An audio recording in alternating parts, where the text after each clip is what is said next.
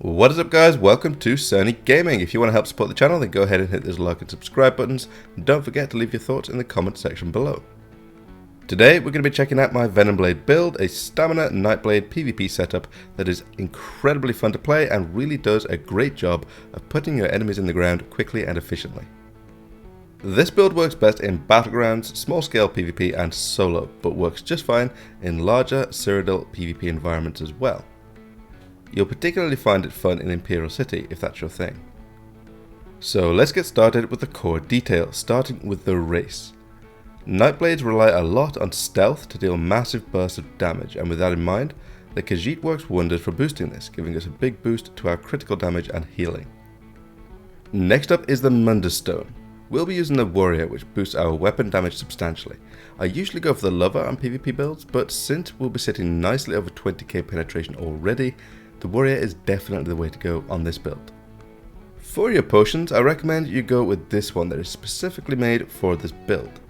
You'll gain stamina, immovability and major savagery, which is a nice combo for increasing our mobility and damage output.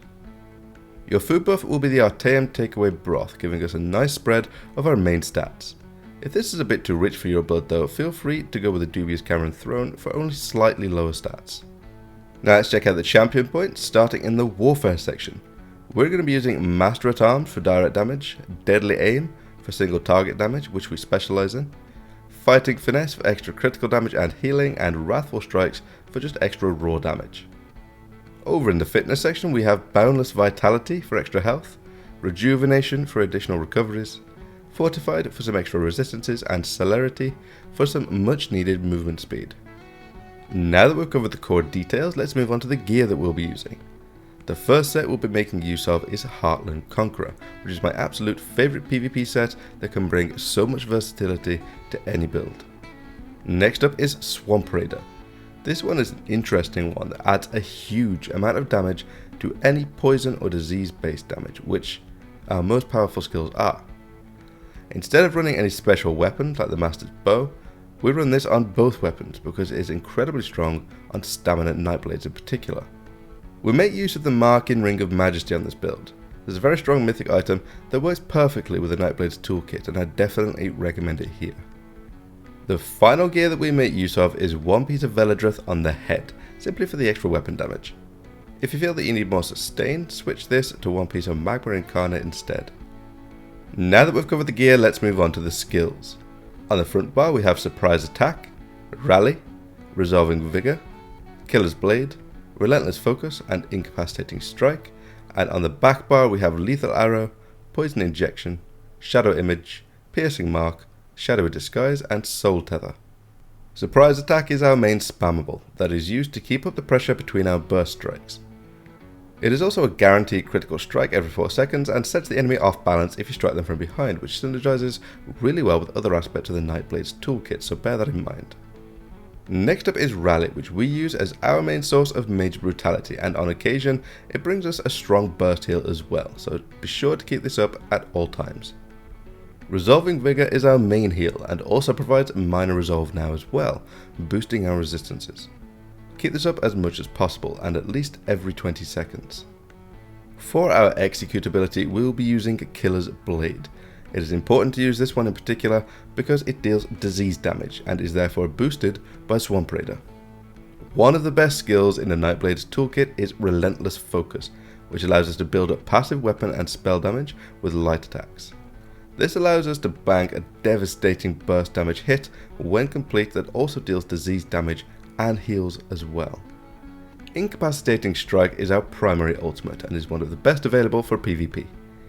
If cast with enough extra ultimate, this will also stun, in addition to allowing us to deal 20% more damage to the target for a short duration, working perfectly for burst combos. Our primary ranged option is Lethal Arrow, which is also boosted by Swamp Raider. This deals massive damage along with a damage over time and also reduces enemy healing. This works perfectly with Poison Injection, which serves as a nasty damage over time effect or, if used correctly, a ranged execute that is surprisingly potent. One of the best mobility tools in the game is Shadow Image, which allows us to create a stationary shade that we can teleport to by casting the skill again. This can be done through walls and obstacles, allowing for some really effective repositioning. Piercing Mark is our source of major breach, reducing enemy armor.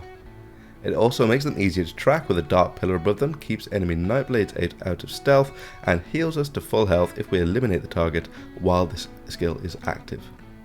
And of course we have the iconic Shadowy Disguise, allowing us to turn invisible to better get the drop on our opponent. Our passive abilities also cause this to apply major resolve as well, boosting our resistances. Soul Tether is a much more situational ultimate that is not designed to be used much. Instead, hit this when you're surrounded and need to quickly incapacitate your enemies so that you can make a hasty retreat, healing yourself in the process. Now that we've gone through all of the build's details, let's take a look at some gameplay to show how this performs in action.